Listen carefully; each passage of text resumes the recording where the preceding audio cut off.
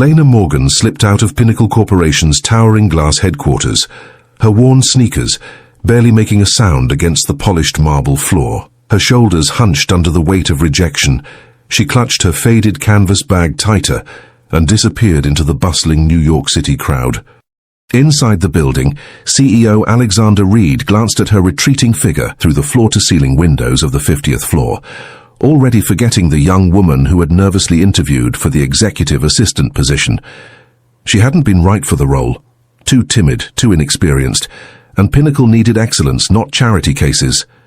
With a dismissive wave, he turned back to his desk, unaware that their paths would soon cross again in a way neither could have imagined.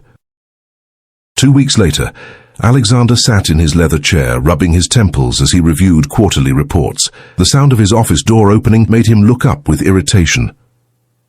"I said no interruptions, Diane," he snapped at his current assistant. "I'm sorry, Mr. Reed, but there's an urgent call from Manhattan General Hospital," Diane replied, her usual composure slightly rattled. "They insist on speaking with you immediately. Something about being listed as an emergency contact." Alexander frowned. "Emergency contact? That's ridiculous. Put them through." Taking the call, Alexander's expression shifted from annoyance to disbelief, then shock. "There must be some mistake," he said firmly into the receiver. "I don't know any—" "What did you say the name was? Lily Collins?" "No, that's not possible." But the hospital administrator was insistent. A baby girl, just 3 months old, had been admitted with a high fever, and Alexander Reed was listed as the secondary emergency contact. The primary, Elena Morgan, wasn't answering her phone. "Elena Morgan?" Alexander repeated, the name vaguely familiar. When the administrator described her, petite, dark hair, mid-20s, realization dawned, the rejected job applicant from 2 weeks ago. An hour later, Alexander strode through the hospital corridors, his Italian leather shoes clicking against the linoleum floor. This had to be a mistake, or, worse, some bizarre attempt to extract money from him. He'd have his legal team deal with it after he cleared up this absurdity. The pediatric ward was a stark contrast to his sleek corporate environment, walls painted with cartoon animals, the air filled with the sounds of children and hushed conversations rather than keyboard clicks and business calls.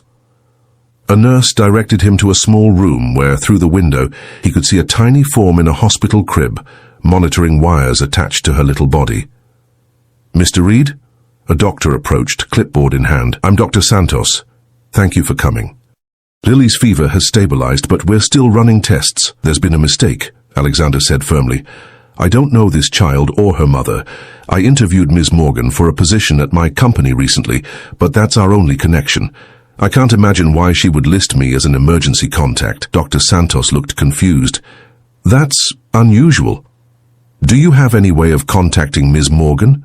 We've been trying her phone, but there's no answer." Alexander shook his head, then hesitated. Human resources would have her information. A quick call to his office, and he had Elena's address, a small apartment in Queens. Against his better judgment, Alexander decided to go there himself. Something about the situation, a sick baby, a missing mother who had seemed so earnest during her interview, tugged at him in a way he couldn't explain. The building was in a working-class neighborhood, nothing like his luxury penthouse downtown. He knocked on apartment 3B, receiving no answer. An elderly woman peeked out from the neighboring door. "Looking for Elena?" she asked, eyes narrowed with suspicion. "Yes. Do you know where she is?" The woman's expression softened slightly. "Poor thing. They took her to Queens Memorial last night, collapsed at the diner where she works. That's all I know." Alexander felt as if the floor had dropped from beneath him. Elena was hospitalized too, and her baby was alone at another hospital across the city. Within minutes, he was back in his car, directing his driver to Queens Memorial Hospital.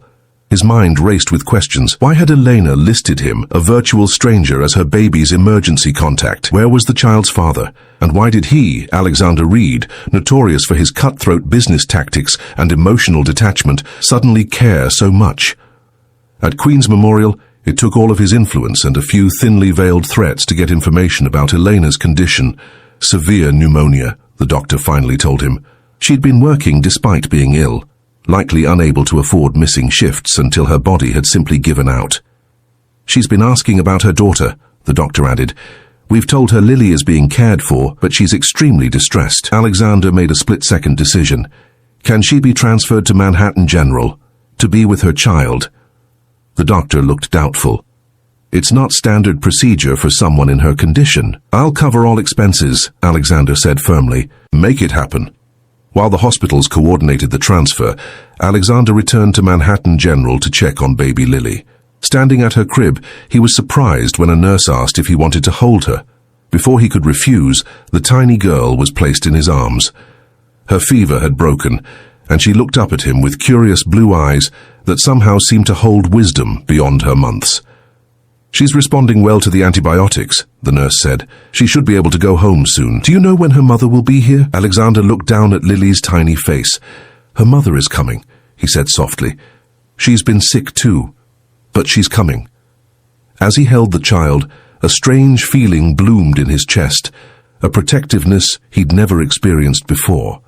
Alexander had built his life around acquisition and achievement, with no room for family entanglements. Yet somehow, this tiny human and her mysterious mother had crashed into his carefully controlled world. By evening, Eleanor had been transferred to Manhattan General and placed in a private room, courtesy of Alexander's influence. When she regained consciousness and found the CEO of Pinnacle Corporation sitting beside her bed, her eyes widened with confusion and fear. "My baby," were her first hoarse words. "Where's Lily?" "She's here, in the pediatric ward," Alexander assured her. "She had a fever, but she's doing better now. They're taking good care of her." Relief washed over Elena's pale face, followed quickly by wariness. "Why are you here? How did you—" Understanding dawned in her eyes. "The emergency contact. I'm so sorry. I never thought they'd actually call you." Alexander leaned forward, his usual imposing demeanor softened by genuine curiosity. "That's what I can't understand, Ms. Morgan. Why me? Why list a man who rejected your job application as your child's emergency contact?" Elena's eyes filled with tears as she turned away, the weight of secrets clearly heavy on her shoulders. Whatever her answer would be, Alexander suddenly realized it would change everything, for both of them. Eleanor's fingers twisted the thin hospital blanket as she struggled to form words. The weight of Alexander Reed's question hung in the air between them. Why had she listed this powerful stranger as her baby's emergency contact? "I didn't have anyone else," she finally admitted, her voice barely above a whisper. "My parents died in a car accident 3 years ago. I have no siblings, no close friends since I moved to New York." She paused, gathering courage. "When I fill out forms, I can't leave the emergency contact blank. It feels like tempting fate. So I put your name after the interview. You seemed capable. Someone who could handle an emergency." A bitter laugh escaped her lips.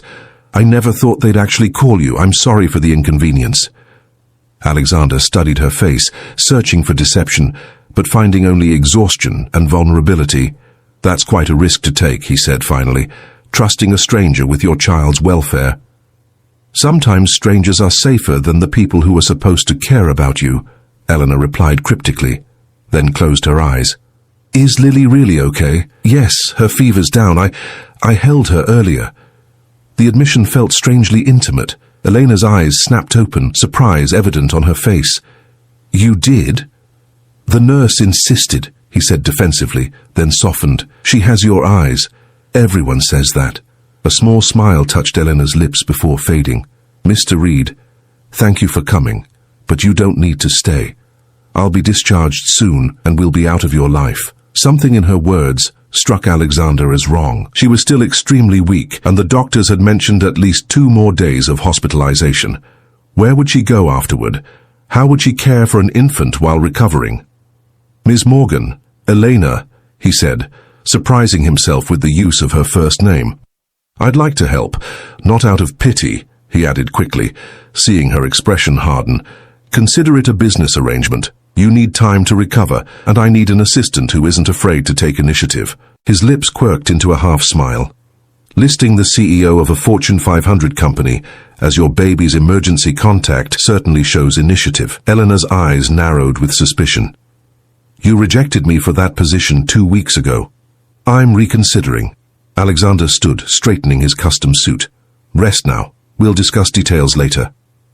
Outside her room, Alexander paused, thrown by his own impulsive offer. What was he doing?